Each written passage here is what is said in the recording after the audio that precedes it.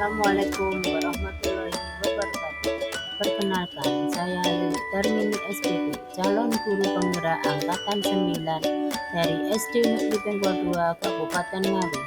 Ingin memaparkan aksi nyata modul 1.4 budaya positif. Assalamualaikum warahmatullahi wabarakatuh.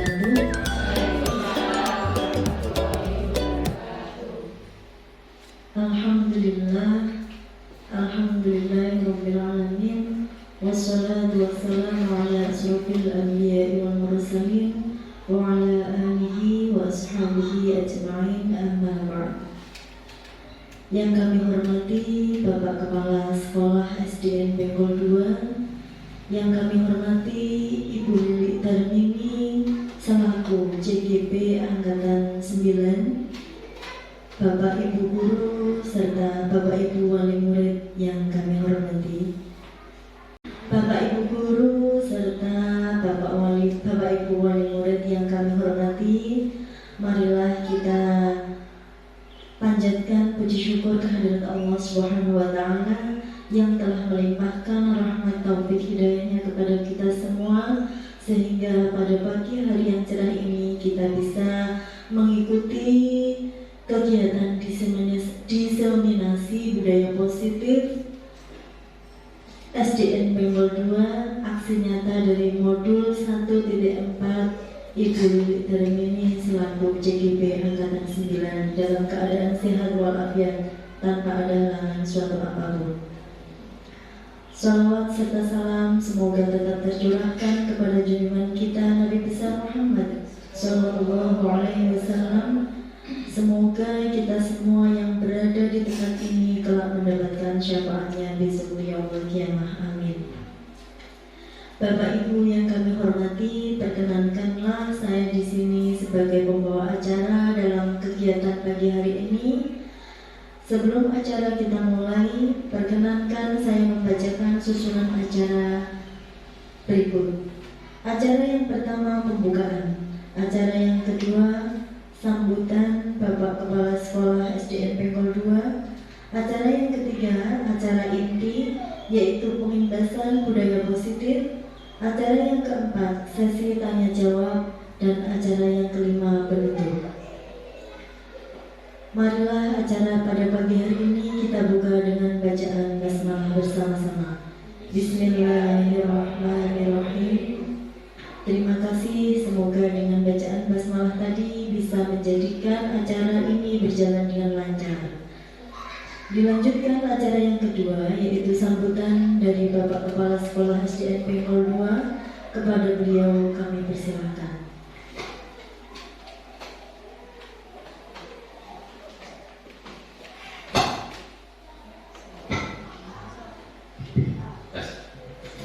Bismillahirrahmanirrahim. Assalamualaikum warahmatullahi wabarakatuh. Waalaikumsalam warahmatullahi wabarakatuh.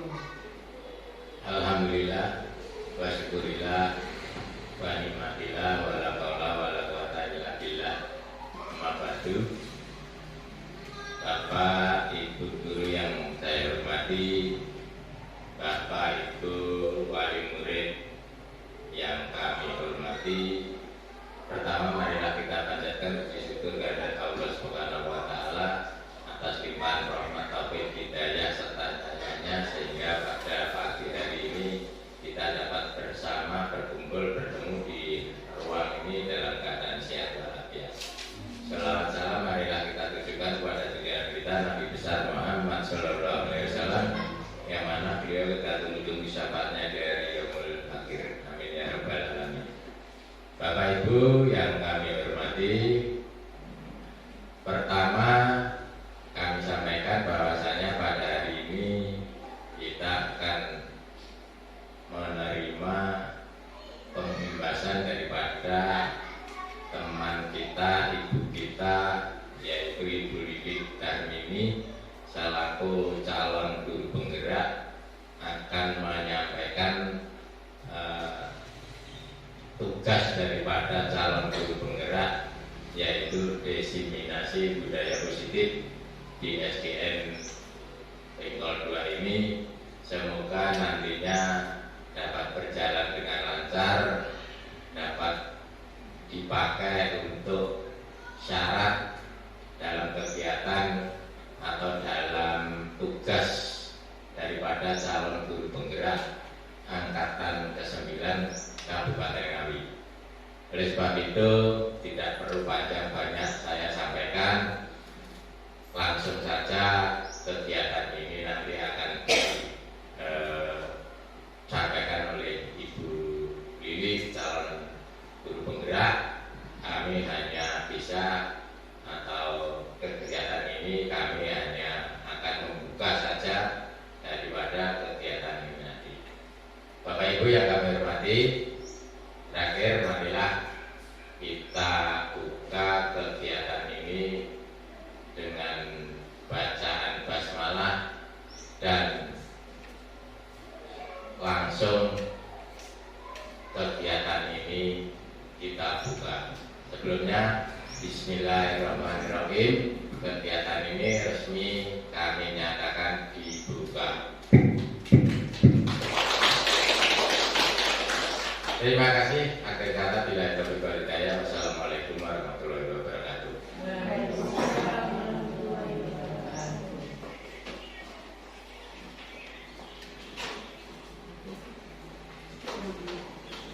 Terima kasih kami sampaikan kepada beliau. Assalamualaikum warahmatullahi wabarakatuh. Yang terhormat Bapak Kepala Sekolah SDN Pengkol 2, yang terhormat Bapak Ibu Guru SDN Pengkol 2, serta tamu undangan yang saya hormati. Pertama-tama marilah kita panjatkan puji syukur kehadirat Allah Subhanahu wa taala yang mana pada kesempatan kali ini kita masih diberikan kesehatan, kita masih diberikan umur panjang sehingga dapat menghadiri acara diseminasi budaya positif SD Negeri Pengkol 2 yang merupakan tugas saya, yaitu aksi nyata modul 1.4. Saya sebagai calon guru penggerak angkatan ke-9.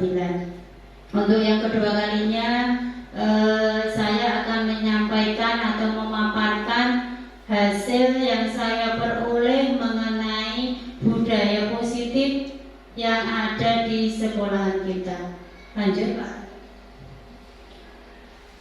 Itu Bapak Ibu, untuk budaya positif dapat dibangun dengan syarat sekolah perlu menyediakan lingkungan yang positif, aman dan nyaman agar peserta didik mampu berpikir, bertindak dan mencipta secara merdeka, mandiri dan bertanggung jawab. Nah, salah satu strategi yang perlu ditinjau ulang adalah penerapan disiplin yang selama ini dijalankan di sekolah.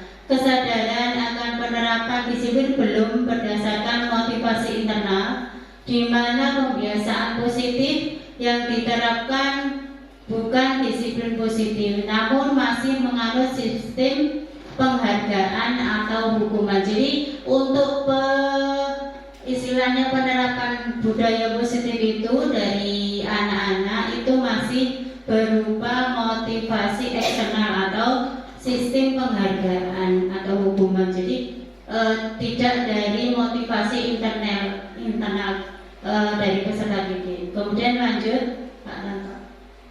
Nah, di sini ada pertanyaan tematik Bapak Ibu, nanti menjawab setuju atau tidak setuju.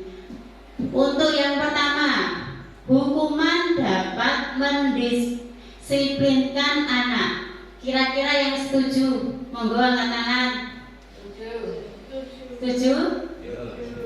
Setuju. Kemudian yang kedua, pemberian hukuman dengan hal positif seperti membaca atau membersihkan halaman sekolah dapat meningkatkan disiplin anak. Setuju boten? Setuju. Kemudian yang nomor 3, memberi penghargaan dapat meningkatkan motivasi belajar anak. Setuju. Nah, ini guys, Bapak Ibu sebelum mempelajari tentang budaya positif, Bapak Ibu setuju nggih? Setuju. Monggo nanti kita bahas bareng-bareng. Lanjut nggih. Nah, pada kesempatan kali ini nanti akan saya sampaikan itu ada materi. Yang pertama, disiplin positif dan nilai-nilai kebajikan universal. Kemudian 2, teori motivasi, hukuman dan penghargaan serta restitusi. Kemudian 3, keyakinan kelas. 4, kebutuhan dasar manusia dan dunia berkualitas. Yang kelima, restitusi. 5, kontrol guru.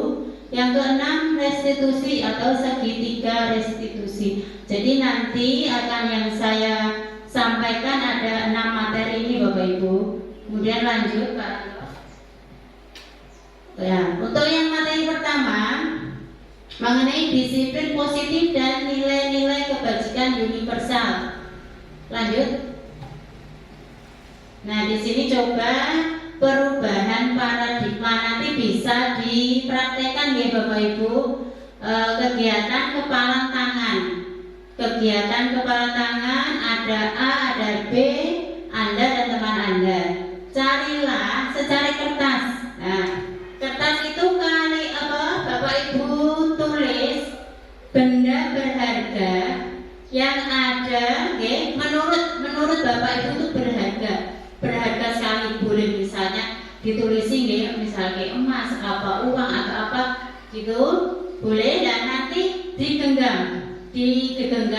Kemudian teman yang lain itu berusaha untuk membuka.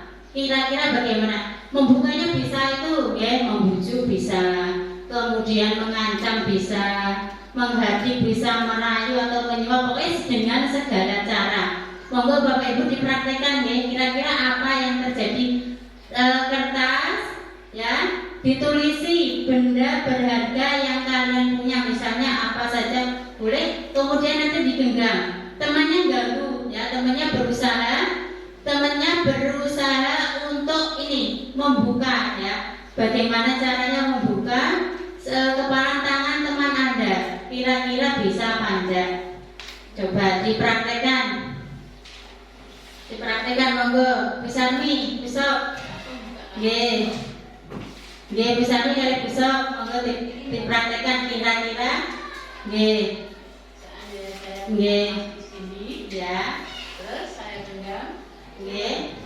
Ya, busuk berusaha untuk membujuk atau menghardik. Iya, apa dipanggil paksa boleh. Ya, boleh. Kira-kira bagaimana? Monggo. Bisa enggak membuka? Bisa? Harus bisa. Gimana kira-kira? Tidak bisa. Akhirnya saya menyerah.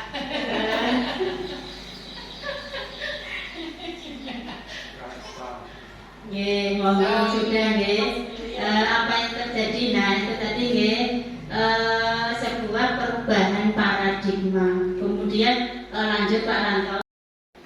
Baik Bapak Ibu, sebelum kita lanjut ke materi kedua, agar tidak sepaneng, agar tidak bosan, mari kita ice breaking terlebih dahulu ya Bapak Ibu. Jadi biar lebih semangat.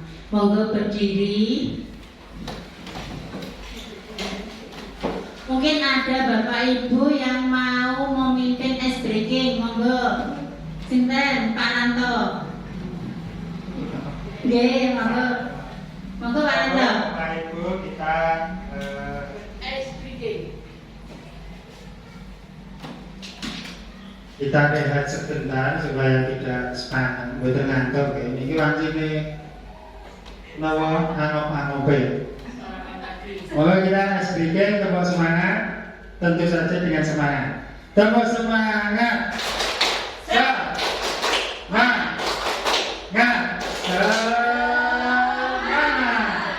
Lagi ya, ketinggalan dari kompak. Tepuk semangat.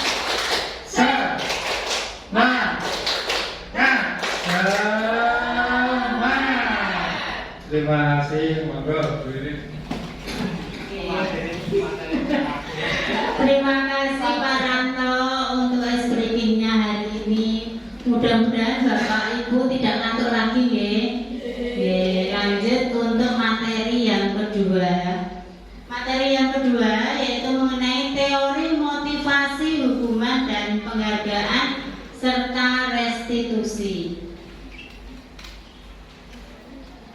ada Bapak Ibu teori motivasi perilaku manusia untuk menghindari ketidaknyamanan atau hukuman. Apa yang akan terjadi apabila saya tidak melakukannya? Jadi misalnya kalau ada hukuman itu mana motivasi eksternal. Aku kok gak garap PR, mesti kok aku dihukum karo Bapak Ibu guru. Mesti disuruh misalnya membersihkan kelas atau suruh nyapu halaman kelas. Seperti itu namanya motivasi eksternal. Jadi anak itu istilahnya melaksanakan kewajibannya karena adanya ini tadi ketidaknyamanan atau hukuman, menghindari hukuman. Wes aku kok garap PR ben ora dihukum karo Bapak Ibu guru, seperti itu. Kemudian yang nomor 2, untuk mendapatkan imbalan dari orang lain atau institusi, apa yang akan saya dapatkan apabila saya melakukannya. Misalnya aku kok dikasih uang, dikasih stiker bintang sama Pak Guru. Nah ini juga namanya motivasi eksternal. Aku garap PR ulangan, misalnya aku butuh sinau, harus belajar. Nek belajar nilai nomor 10, aku untuk bintang dari Pak Ranto misalnya. Saya nanti dapat imbalan dari Pak Ranto, seperti itu. Itu namanya motivasi eksternal Bapak Ibu. Kemudian yang nomor 3, untuk menghargai diri sendiri. Menghargai diri sendiri itu, saya akan menjadi orang yang seperti apa bila saya melakukannya, seperti itu. Jadi itu namanya motivasi internal. Meskipun tidak dihukum, meskipun tidak ada istilahnya penghargaan sama sekali, tapi anak itu memiliki motivasi dalam diri sendiri Bapak Ibu. Aku ya, karena apa? Demi kebaikan. Nah, menghargai dirinya sendiri, untuk menghargai dirinya sendiri. Itu namanya tujuan disiplin positif, motivasi internal. Jadi motivasi yang tumbuh dalam diri sendiri. Lanjut. Ini Bapak Ibu, menurut Ki Hajar Dewantara, merdeka itu artinya tidak hanya terlepas dari perintah, akan tetapi juga cakap buat memerintah diri sendiri. Jadi orang kudu diperintah orang lain, tapi kita yang memerintah diri sendiri. Ini namanya merdeka ya, merdeka menurut Ki Hajar Dewantara. Di sini Bapak Ibu dihukum oleh penghargaan. Di sini ada pengaruh jangka pendek, kemudian ada jangka panjang. Penghargaan menghukum, kemudian penghargaan mengurangi ketepatan. Penghargaan itu tidak efektif. Penghargaan merusak hubungan. Jadi ini bahwa penghargaan itu berlaku sama dengan hukuman Bapak Ibu. Jadi kalau kita itu mengasih sesuatu kepada siswa, misalnya tadi penghargaan, oh saya nanti dapat permen, dapat hadiah dari Bapak Ibu guru. Nah itu penghargaan ya Bapak Ibu, itu tidak sesuai. Jadi itu hanya istilahnya motivasinya dari eksternal, bukan dari internal. Tugas kita sebagai guru itu adalah meningkatkan motivasi internal dalam diri siswa, seperti itu. Kemudian dihukum oleh penghargaan. Penghargaan menurunkan kualitas, penghargaan mematikan kreativitas, penghargaan mengurangi motivasi intrinsik. Nah ini tadi ya penghargaan. Tadi saya menjawab pertanyaan tadi, 3 pertanyaan tadi. Setuju? Nah itu keliru Bapak Ibu, bahwa anak itu harus ditumbuhkan dari motivasi intrinsiknya. Jadi bukan berupa hukuman, bukan berupa penghargaan. Lanjut. Kemudian di sini ada bentuk-bentuk program kebajikan. Dalam memberikan apresiasi atau pengakuan, perlu diingat beberapa hal. Pertama, beri pengakuan secara khusus, kemudian beri pengakuan secara pribadi, beri pengakuan kepada semua murid atau bergantian, beri pengakuan secara konsisten, fokus pada proses. 5. Teori kontrol. Jadi kita sendiri itu yang mengontrol. Ini ilusi guru mengontrol murid, kemudian ilusi bahwa kritik dan membuat orang merasa bersalah dapat menguatkan karakter. Ilusi bahwa semua penguatan positif, efektif dan bermanfaat. Ilusi bahwa orang dewasa memiliki hak untuk memaksa. Jadi teori kontrol itu ada pada diri kita sendiri. Ini mau dibuka apa mau ditutup, itu adalah teori kontrol pada kita diri sendiri. Jadi untuk menumbuhkan motivasi intrinsik ini ya, itu adalah menggunakan ini teori kontrol yang ada pada diri kita sendiri. Jadi meskipun dirayu, misalnya dipaksa atau bagaimana caranya, ya, ini kepalan tangan ini bisa dibuka. Jadi yang bisa membuka dan menutup adalah kita sendiri. Itulah namanya teori kontrol yang kita terapkan. Kemudian lanjut Pak Nanto. Ini jadi perubahan paradigma, stimulus respon, teori kontrol.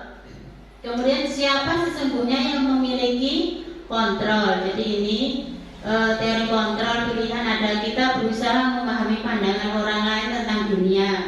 Semua perilaku memiliki tujuan. Jadi kenapa kok tadi genggamannya tidak dilepas? Karena kita punya tujuan. Jadi setiap perilaku itu memiliki tujuan. Kemudian hanya Anda yang bisa mengontrol diri Anda sendiri. Jadi orang lain itu tidak bisa.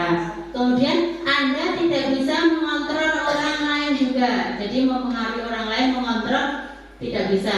Kolaborasi dan konsensus menciptakan pilihan-pilihan baru. Kemudian model berpikir menang-menang begitu. Kemudian lanjut Pak Nanto. Ini tadi tentang disiplin positif. Menurut teori kontrol Dr. William Glasser ini ada. Ini Anda tidak bisa mengontrol orang lain, hanya Anda yang bisa mengontrol diri sendiri. Kemudian di bawah itu ada makna disiplin positif, belajar kontrol diri dengan menggali potensi kita agar tercapai tujuan mulia, yaitu sesuatu menjadi seseorang yang kita inginkan berdasarkan nilai-nilai yang kita hargai. Kemudian semua perilaku tadi memiliki tujuan ya Bapak Ibu. Kemudian ada teori motivasi. Motivasi itu ada dua macam, yaitu motivasi ekstrinsik dan motivasi intrinsik. Motivasi intrinsik itu adalah motivasi yang dari diri kita sendiri.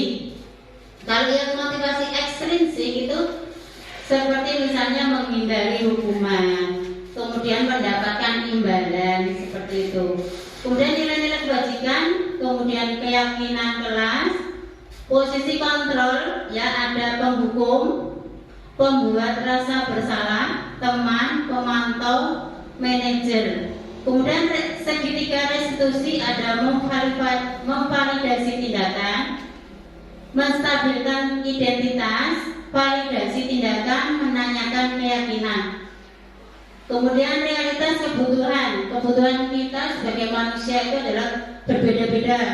Ada kebutuhan 5 kebutuhan dasar manusia. Yang pertama yaitu bertahan hidup, penguasaan, kasih sayang, dan rasa diterima. Kemudian kesenangan dan kebebasan. Ini tadi teori kontrol menurut Dr. William Glasser. Lanjut. Nah di sini ada apakah makna dari disiplin? Disiplin itu berasal dari bahasa Latin disciplina, itu ya, yang artinya belajar. Makna asal dari kata ini berkonotasi dengan disiplin dari murid-murid Socrates dan Plato. Kemudian disiplin diri membuat orang menggali potensinya menuju sebuah tujuan apa yang dia hargai. Namun dalam budaya kita, makna kata disiplin telah berubah menjadi sesuatu yang dilakukan seseorang pada orang lain untuk mendapatkan kepatuhan. Kecenderungan umum adalah menghubungkan kata disiplin dengan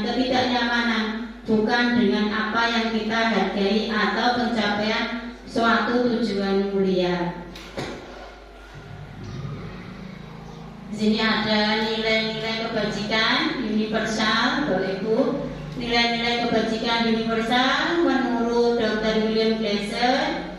Jadi tadi setiap perilaku perbuatan itu memiliki tujuan. Kemudian dengan mengartikan nilai-nilai kebajikan yang diyakini seseorang akan memotivasi intrinsiknya, jadi akan terbangun motivasi dari dalam diri itu akan terbangun. Kemudian nilai-nilai kebajikan yang ingin dicapai setiap anak Indonesia dengan kita kenal dengan profil pelajar Pancasila.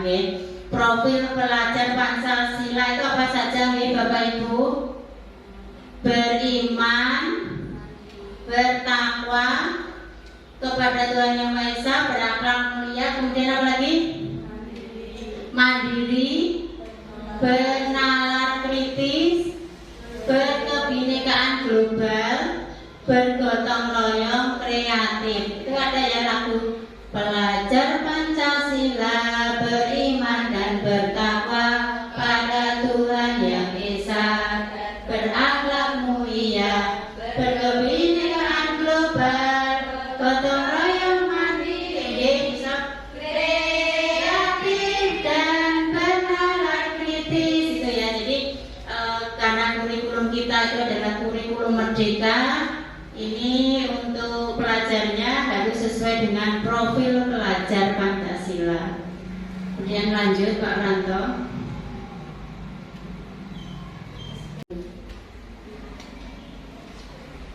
Kemudian dihukum oleh penghargaan.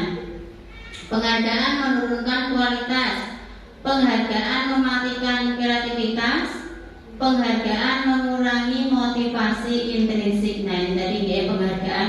Tadi saya menjawab pertanyaan tadi, 3 pertanyaan tadi. Setuju?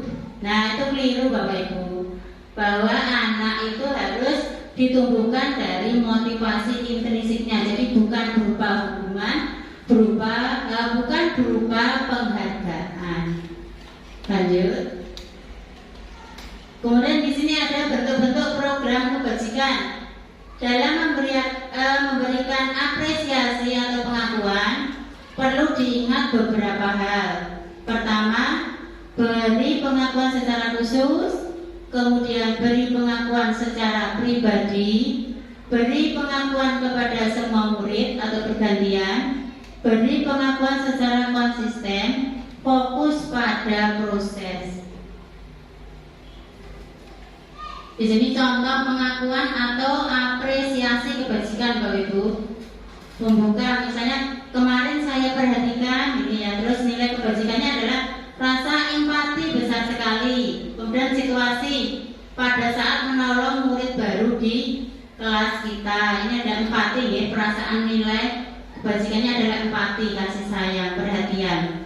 Kemudian saya menghargai kepedulianmu, nilai kebajikan. Kemudian pada saat kamu membantu teman-temanmu di tugas kelompok, ini situasinya ya, situasi membantu tugas kelompok, misalnya ada anak-anak yang membantu tugas kelompok, itu nilai kebajikannya adalah kepedulian, jadi saling menghargai. Kemudian pembuka, terima kasih untuk, kemudian rasa tanggung jawabmu. Di situ ada situasi pada saat kamu memungut kertas-kertas yang berserakan di lantai. Jadi lantainya kotor ya, kok lantainya kotor? Nah, saya ambil kertasnya, saya bersihkan. Nah, itu namanya muncul rasa apa? Tanggung jawab ini. Jadi Bapak Ibu, tindakan guru mencatat 100 kali dalam buku kalimat. Saya tidak akan terlambat lagi karena terlambat ke sekolah. Ini kira-kira hukuman atau konsekuensi Bapak Ibu? Termasuk hukuman atau konsekuensi. Mencatat 100 kali dalam buku kalimat, saya tidak akan terlambat lagi. Ini Konsekuensi.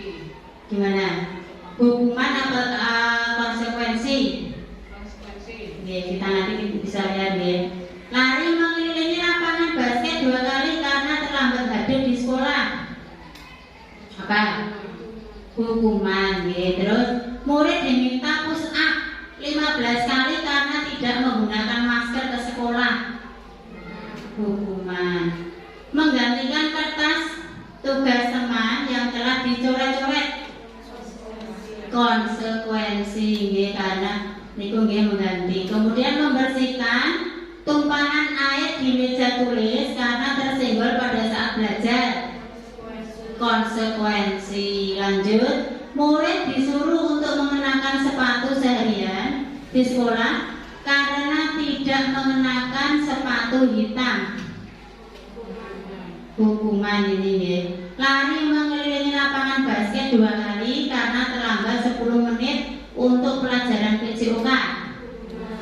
Ini konsekuensi Bapak Ibu karena apa? Pelajarannya PJOK.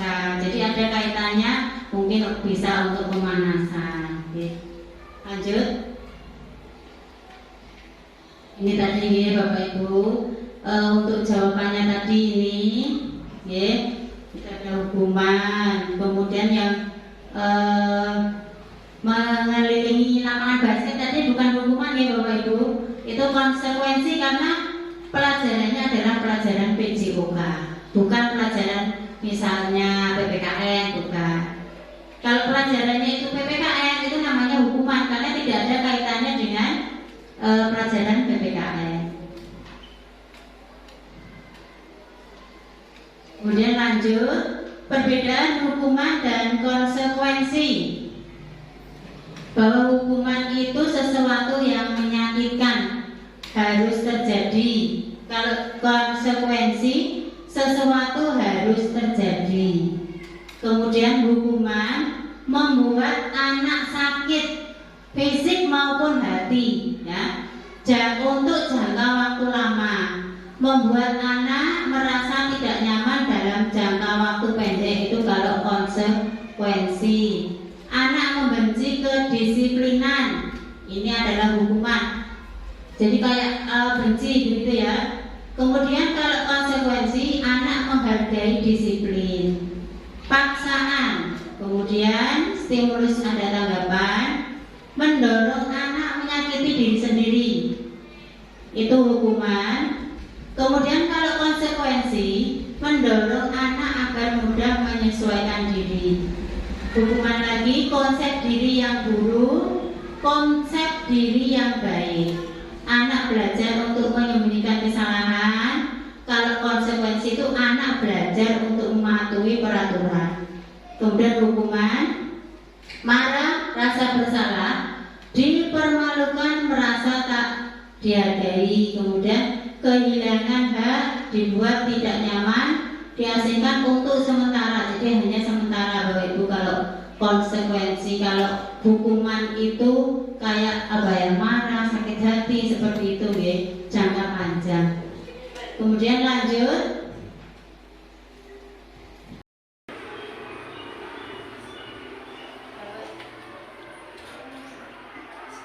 Bapak Ibu, kita lanjutkan untuk materi yang keempat, yaitu mengenai kebutuhan dasar manusia dan dunia berkualitas.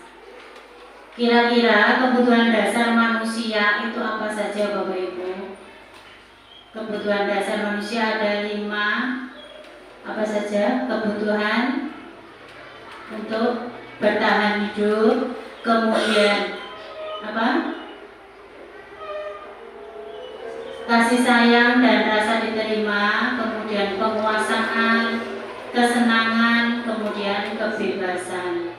Itu adalah kebutuhan dasar manusia. Kemudian ada 5 posisi kontrol guru.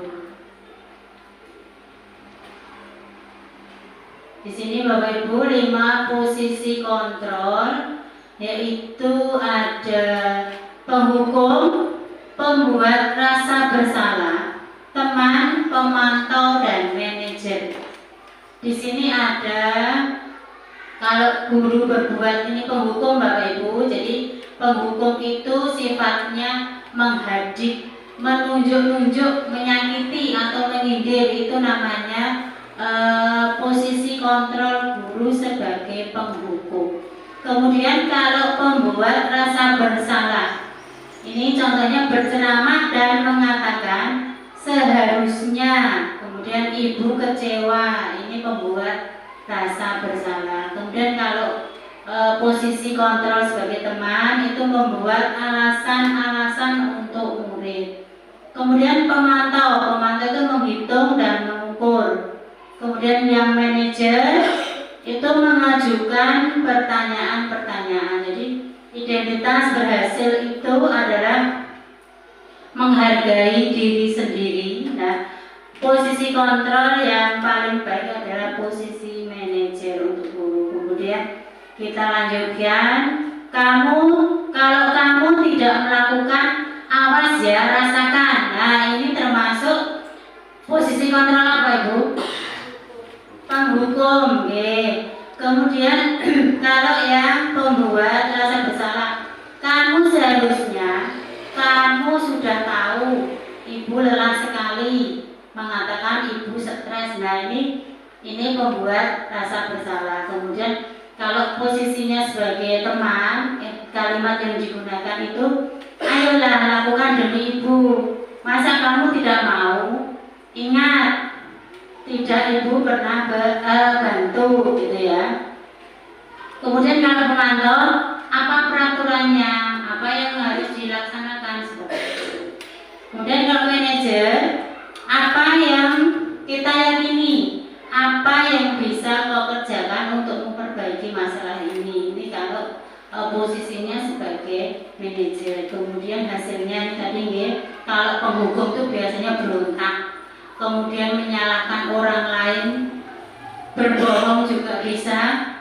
Kalau pembuat rasa bersalah itu menyembunyikan atau menyangkal atau berbohong juga bisa.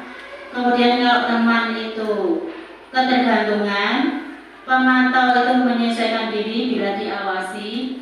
Kemudian kalau sebagai manajer itu menguatkan pribadinya, seperti itu. Kemudian kaitannya dengan dunia berkualitas, bahwa murid meletakkan guru di luar dunia berkualitas. Murid meletakkan guru di dalam dunia berkualitas itu kalau yang pembuat rasa bersalah. Kemudian teman, murid meletakkan guru sebagai orang yang sangat penting di dunia berkualitas. Kemudian pemantau, murid meletakkan guru, peraturan dan hukuman di dunia berkualitas. Murid meletakkan dirinya sebagai individu yang positif dalam dunia berkualitas ini. Kemudian kalau yang murid berkata ini, biarkan saja, nanti juga marah-marah lagi. Nah, misalnya seperti ini, kalau penghukum kayak nggak di respect gitu ya. Kemudian kalau yang membuat bersalah, maaf, kan saya, misalnya seperti itu. Saya pikir bapak ibu teman saya ternyata begitu. Kemudian berapa banyak bintang, ini yang pemantau. Bagaimana cara saya bisa memperbaiki keadaan ini yang sebagai manajer. Kemudian dampaknya pada murid itu, kalau penghukum itu dampaknya itu akan mengulangi kesalahannya lagi. Kalau pembuat rasa bersalah itu merasa rendah diri. Kemudian kalau teman itu lemah, tidak mandiri, kemudian bergantung. Kalau pemantau menitik beratkan pada sanksi atau hadiah untuk dirinya. Kemudian sebagai manajer mengevaluasi diri, bagaimana cara memperbaiki diri. Ini sebagai posisi kontrol kita sebagai manajer. Kemudian lanjut. Ini Bapak Ibu tugas pernyataan. Saya kecewa sekali dengan kamu. Ini ya. Siapa yang mengatakan itu pembuat orang merasa bersalah. Kamu tidak pernah benar melakukan. Jadi apa salah ya. Nah itu sifatnya sebagai apa? Penghukum. Kemudian apakah kamu mau mendapatkan stiker atau bintang? Itu memantau. Kemudian kalau manajer itu bagaimana kamu bisa menyelesaikan masalah ini, itu sebagai manajer. Kamu selalu yang paling terakhir. Ini juga penghukum juga. Kemudian lanjut. Di sini ya, bergerak peraturan pemantau konsekuensi hadiah nilai-nilai manajer untuk memperbaikinya. Apakah kamu yakin? Nah, ini misalnya nih ya, bagaimana memperbaiki masalah ini sebagai manajer. Kemudian kalau diberi hukuman itu ya, kalau kamu tidak, kemudian saya akan misalnya menghukum kamu membersihkan apa seperti itu. Kalau memperbaiki itu kiat berdua mendapatkan apa yang kita butuhkan. Jadi untuk menyelesaikan atau memperbaiki masalah yang ada. Kemudian lanjut mengenai segitiga restitusi. Segitiga restitusi itu ada 3 tahapan. Yang pertama, menstabilkan identitas. Yang kedua, validasi tindakan, validasi kebutuhan, kemudian menanyakan keyakinan. Ini adalah beberapa tahapan segitiga restitusi. Menstabilkan identitas itu setiap orang pasti pernah melakukan kesalahan. Kamu bukan satu-satunya yang pernah melakukan ini. Ini kalimat yang digunakan untuk menstabilkan identitas. Kemudian yang validasi kebutuhan. Adakah cara yang lebih efektif untuk mendapatkan misalnya apa yang kamu butuhkan? Kamu tentu punya alasan mengapa melakukan itu. Ini validasi tindakan ya. Kemudian kalau yang menanyakan keyakinan, nilai-nilai apa yang telah kita sepakati? Kamu ingin menjadi orang seperti apa? Ini tentang menanyakan keyakinan. Kemudian kita lanjut. Ini kemarin sudah saya praktekkan Bapak Ibu tentang segitiga restitusi kemarin sama Afiska kelas 6. Ini sudah saya praktek tentang segitiga restitusi. Kemudian ini tadi menstabilkan identitas. Berbuat salah itu hal yang manusiawi. Tidak ada manusia yang sempurna. Ini menstabilkan ya. Bapak Ibu juga buat salah, kamu pasti bisa menyelesaikan permasalahan ini. Bapak Ibu tidak tertarik untuk mencari tahu siapa yang benar, siapa yang salah. Bapak Ibu lebih tertarik untuk menyelesaikan masalah. Kemudian kalau kamu menyalahkan dirimu sendiri terus menerus, apakah kamu bersikap baik pada dirimu sendiri? Ini contoh kalimat untuk menstabilkan identitas. Kemudian lanjut, validasi kebutuhan. Jadi validasi kebutuhan itu membantu murid mengenali basic atau kebutuhan dasar yang ingin dipenuhi ketika melakukan kesalahan. Pada dasarnya setiap tindakan manusia itu tujuannya adalah memenuhi kebutuhan dasar, apakah itu penguasaan, kebebasan, kasih sayang, kemudian kesenangan atau bertahan hidup. Kemudian di sini kalimat yang digunakan untuk validasi kebutuhan biasanya yang dikatakan yaitu kamu bisa saja kan melakukan hal yang lebih buruk, tapi kamu tidak melakukannya kan, ini ya. Kamu masih punya alasan mengapa melakukannya. Ini seperti itu. Apa yang penting bagi kamu? Kamu boleh tetap berusaha menjaga sikap itu, tapi tambahkan sikap yang lain yang baru. Maukah kamu belajar cara lain untuk mendapatkan yang kamu butuhkan tanpa harus memukul? Apakah kamu bisa melakukan dengan lebih baik besok lagi? Ini kalimat yang digunakan untuk validasi kebutuhan. Kemudian tahapan selanjutnya yaitu menanyakan keyakinan. Anak melihat kesalahannya dihubungkan dengan norma sosial dan nilai-nilai yang mendasari manusia berinteraksi dengan orang lain. Kemudian ini yang guru berkata, apa nilai yang kita percaya di kelas atau sekolah kita? Nilai-nilai universal apa yang telah kita sepakati? Kelas yang ideal itu seperti apa sih? Kamu ingin jadi anak seperti apa? Ini menanyakan keyakinan. Apa yang kamu rasakan ketika kamu melakukan itu? Kamu menjadi orang yang seperti apa? Ini menanyakan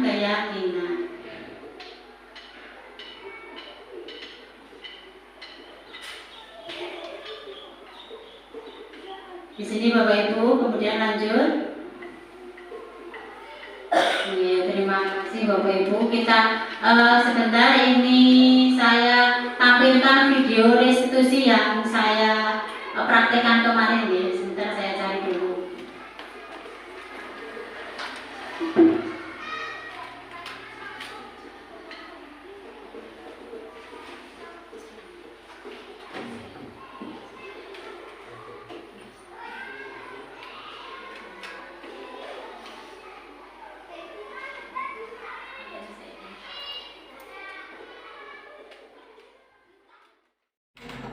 Baik Bapak Ibu, kita lanjutkan untuk materi selanjutnya. Apa itu restitusi? Mungkin Bapak Ibu baru pertama kali mendengar ini ya. Restitusi itu apa? Restitusi itu adalah proses menciptakan kondisi bagi murid untuk memperbaiki kesalahan mereka sehingga mereka tidak bisa kembali pada kelompok mereka dengan karakter yang lebih kuat. Restitusi juga merupakan proses kolaboratif yang mengajarkan murid untuk mencari solusi untuk masalah mereka dan membantu murid berpikir tentang orang seperti apa yang mereka ingin menjadi atau tujuan mulianya dan bagaimana mereka harus memperlakukan orang lain. Ini menurut Gosen ya, itu tentang restitusi. Kemudian lanjut. Di sini Bapak Ibu, restitusi ada identitas gagal. Tadi berupa hukuman ya, hukuman itu menyakitkan. Kemudian kalau konsekuensi, kemudian restitusi. Identitas sukses, jadi disiplin dengan konsekuensi dan restitusi. Kalau hukuman itu adalah identitas yang gagal.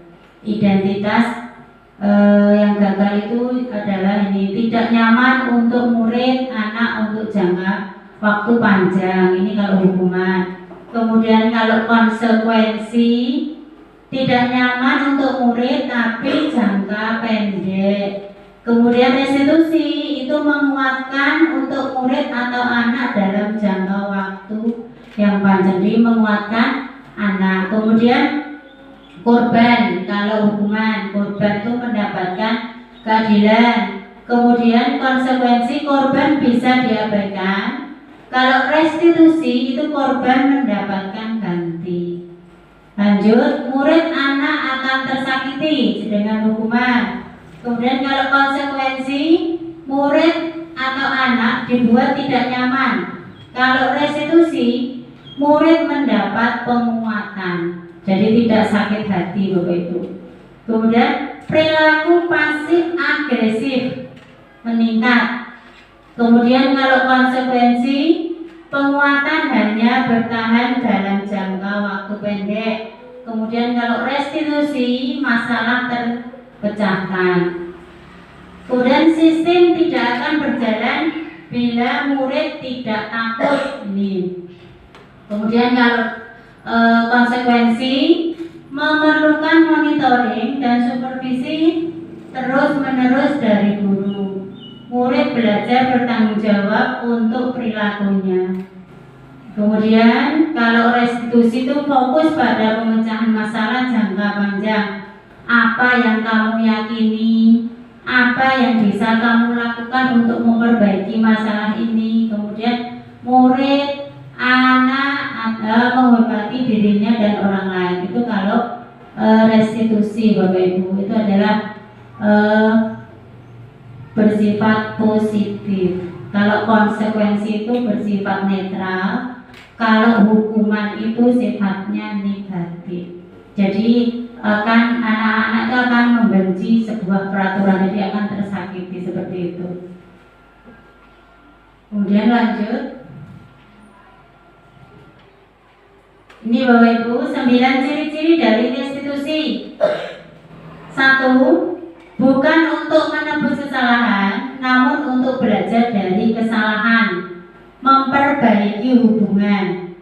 Tawaran bukan paksaan. Restitusi menuntun untuk melihat ke dalam diri. Restitusi mencari kebutuhan dasar yang mendasari tindakan.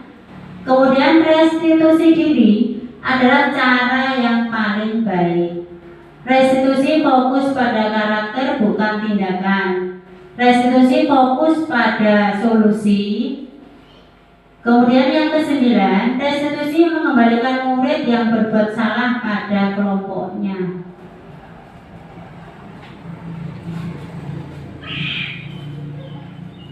Kemudian kita lanjutkan Bapak Ibu untuk materi yang ketiga, yaitu mengenai keyakinan kelas. Apa bedanya keyakinan kelas dengan peraturan kelas Bapak Ibu kira-kira? Ada yang tahu Bapak Ibu? Keyakinan kelas dan peraturan kelas. Nah ini nggih. Mengapa tidak peraturan saja? Nggih, mengapa harus keyakinan kelas? Ini alasannya Bapak Ibu. Mengapa kita memiliki peraturan harus menggunakan helm bila mengendarai kendaraan roda 2? Mengapa kira-kira Bu? Kalau kita harus menggunakan helm, demi apa kira-kira? Iya, demi keselamatan. Kemudian mengapa kita memiliki peraturan 3M, menggunakan masker, mencuci tangan, dan menjaga jarak 1,5 meter? Ini tentang apa nggih? Kesehatan juga nggih, kesehatan. Kemudian mengapa kita memiliki peraturan harus datang tepat waktu saat mengikuti pelatihan? Nggih. Kemudian untuk mendukung motivasi intrinsik, kembali ke nilai-nilai keyakinan yang lebih menggerakkan seseorang dibandingkan mengikuti serangkaian peraturan. Di sini ada tentang tadi nilai-nilai keyakinan. Lanjut Bapak Ibu, tentang budaya positif, ada lingkungan positif, kemudian keyakinan kelas, kemudian baru peraturan kelas. Jadi ini sifatnya sangat kompleks ya. Lanjut. Yang mana merupakan keyakinan kelas? Kira-kira yang mana Bapak Ibu? Yang sebelah kiri atau yang sebelah kanan? Yang merupakan keyakinan kelas.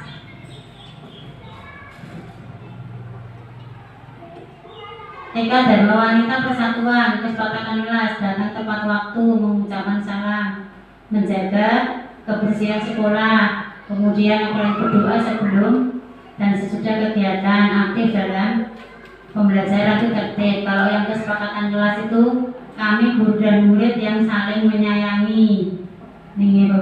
Kami murid yang semangat belajar.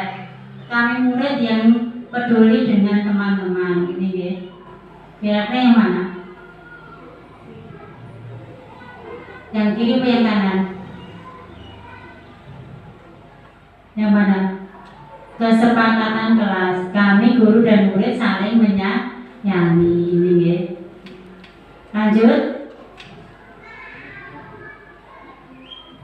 Kemudian kegiatan pendalaman keyakinan kelas, kemudian hormat, tampak. Lanjut Pak Kantor.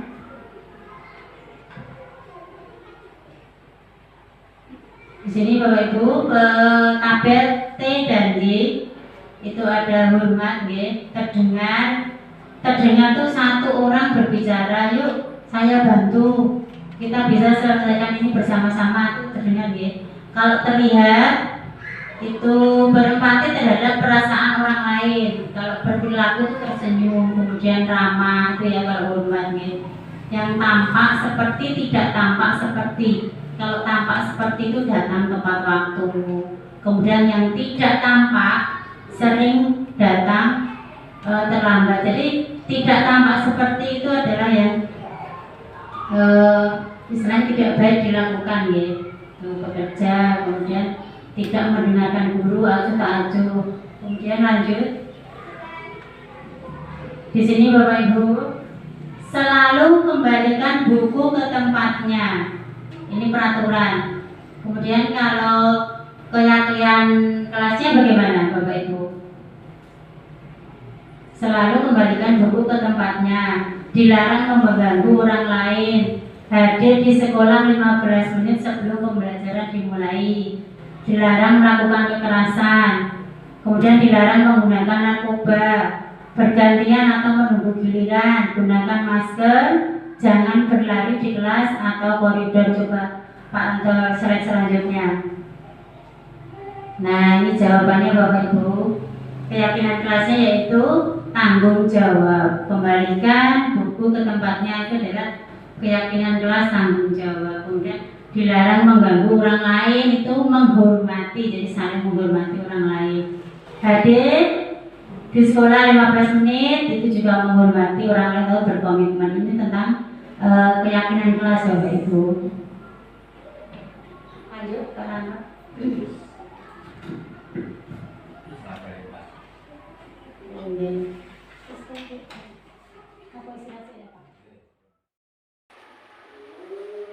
Baik Bapak Ibu, saya pernah melakukan praktik segitiga restitusi.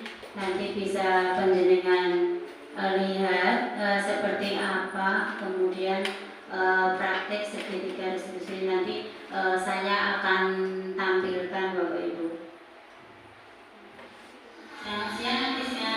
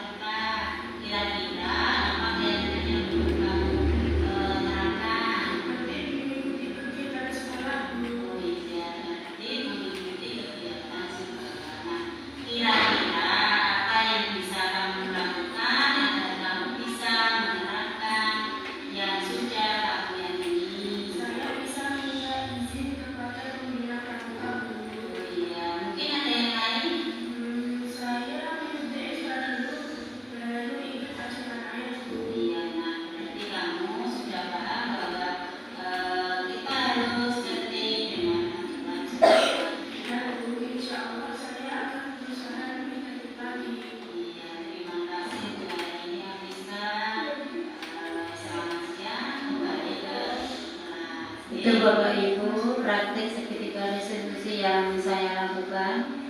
Kemudian ada lagi contohnya. Ini contoh yang kedua. Selamat pagi Adria, bagaimana kabarnya hari ini? Sehat ya. Sudah sarapan belum? Sudah. Apa sarapannya? Apabila kira-kira dipanggil beli ke sini, tahu nggak? Iya, berkaitan dengan tugas. Apabila semua orang itu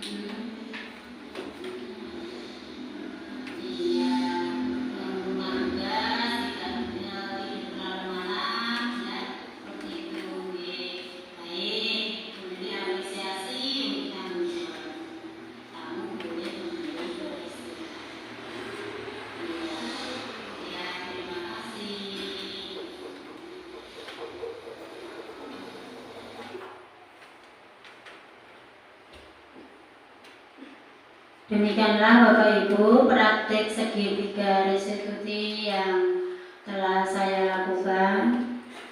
Begitu juga kemudian presentasi yang saya sampaikan ini sudah selesai. Untuk selanjutnya yaitu mengenai sesi tanya jawab. Monggo yang mau bertanya tentang presentasi yang saya sampaikan tadi. Mungkin saya Bu.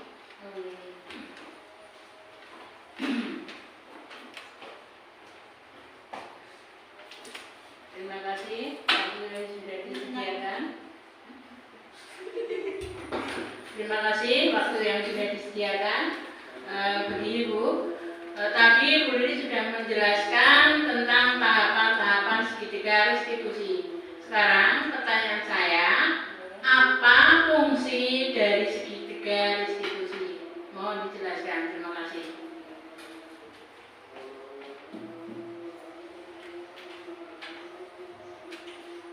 Ya, terima kasih atas pertanyaannya Bu Sarmi. Saya ingin mencoba menjawab apa sebenarnya fungsi dari segitiga restitusi. Fungsi dari segitiga restitusi itu Bapak Ibu, jadi kita menjadikan anak itu menjadi lebih stabil.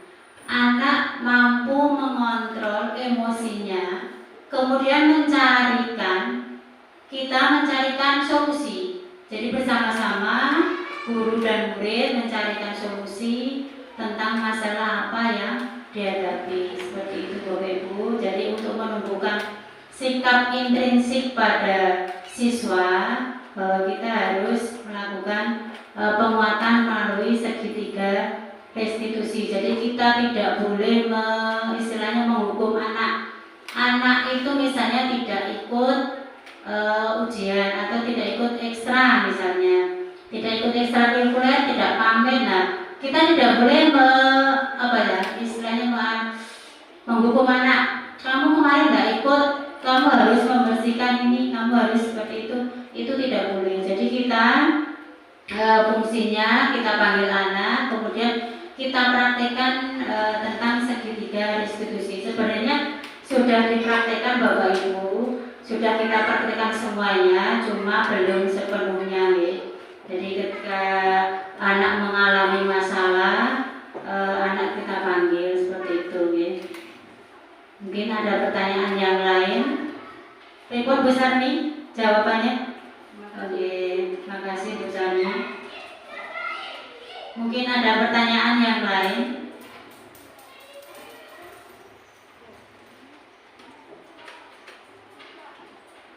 Tidak ada Bapak Ibu? Tidak ada. Kalau tidak ada, karena ini waktunya juga sudah siang, kemudian presentasi juga sudah saya sampaikan tentang budaya positif.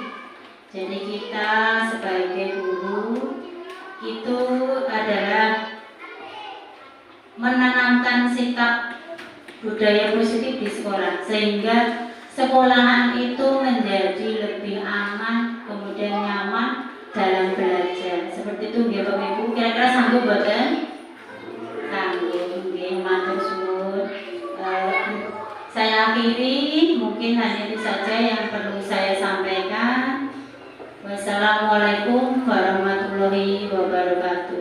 Waalaikumsalam.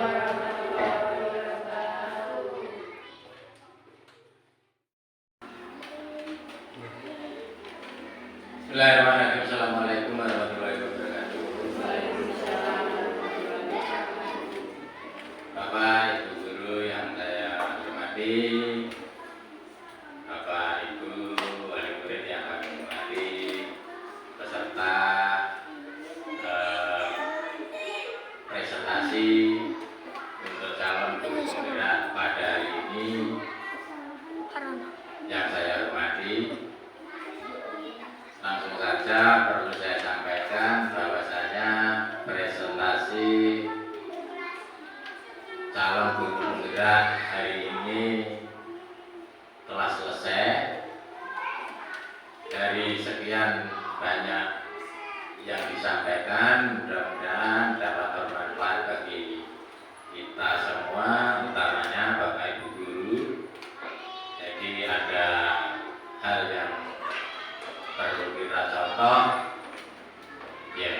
bahwa kita sebagai guru ya sebagai manusia biasa tidak luput dari kesalahan, serta anak-anakku semuanya mestinya ada yang banyak salah. Oleh karena itu penyelesaian permasalahan kepada anak-anak itu dapat kita mencontoh daripada teman kita yaitu Ibu Lili ini yang telah menyampaikan dengan sistem segitiga latih fusi. Oleh karena itu jangan kita kalau sebagai guru itu maunya menang nggak usah. Artinya kalau kita salah ya kita minta maaf, kalau anak salah ya kita selesaikan dengan cara seperti video yang telah kita lihat tadi. Begitu nggih? Selanjutnya Bapak Ibu Guru, dengan berakhirnya presentasi pada hari ini, mudah-mudahan atau kita berharap semoga presentasi ini bisa untuk memenuhi tugas daripada teman kita calon guru penggerak. Semoga berhasil dan dapat diterapkan di sekolah kita. Untuk mengakhiri, kita sampaikan ucapan hamdalah bersama-sama. Alhamdulillahirabbil alamin. Presentasi kami nyatakan ditutup. Dari saya cukup sekian. Akhir kata, billahi taufiq wal hidayah. Wassalamualaikum warahmatullahi wabarakatuh. Waalaikumsalam.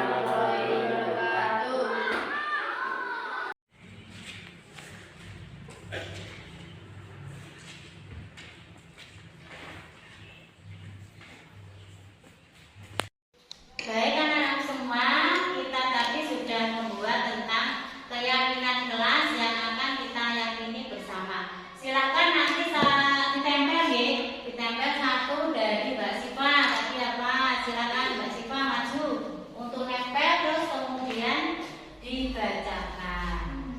Oke. Dibaca Mbak Siva. Sing keras. Datang ke sekolah tepat waktu. Iya, datang ke sekolah tepat waktu. Lanjut. Siapa? Mbak Kina. Ya, Mbak Kina mau menempel lagi. Bawahnya boleh, atasnya boleh, sebelahnya boleh. Ya, dibaca Mbak Kina.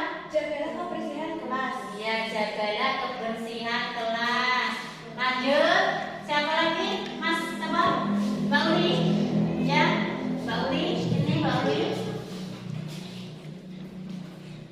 Ditempel di sini boleh, di bawah juga boleh.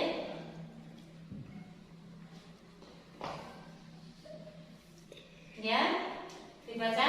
Jagalah kebersihan kelas. Jagalah kebersihan kelas. Nah, lanjut. Punya siapa? Marcel. Ya, Marcel. Oh ya, maju.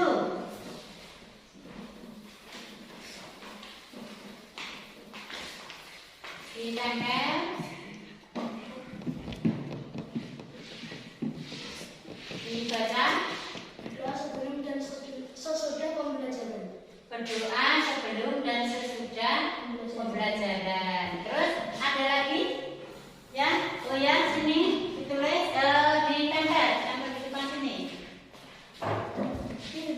Iya, sini boleh. Ya, dibaca. Memperhatikan guru saat belajar pelajaran. Ya, memperhatikan guru saat menjelaskan pelajaran. Ya, terus ada lagi? Sudah ya, kalau sudah, ini jadi keyakinan kelas kita. Ini ya, ini jadi Mas Mansel silakan ditempel ke depan.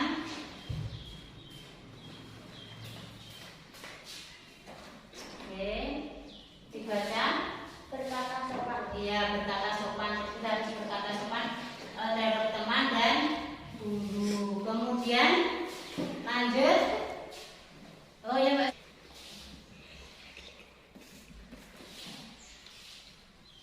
Oke, sampun. Baca Mbak Siva. Empati terhadap teman. Empati terhadap teman. Ya, jadi ini ya keyakinan kelas kita kelas 5 1 datang ke sekolah tepat waktu. Kemudian jaga kebersihan kelas. Kemudian berkata sopan. Berdoa sebelum dan sesudah pembelajaran. Memperhatikan guru saat pembelajaran. Kemudian empati terhadap teman. Ini jadi keyakinan kelas kita untuk kelas 5 harus dilaksanakan dengan bagaimana? Dengan sepenuhnya dan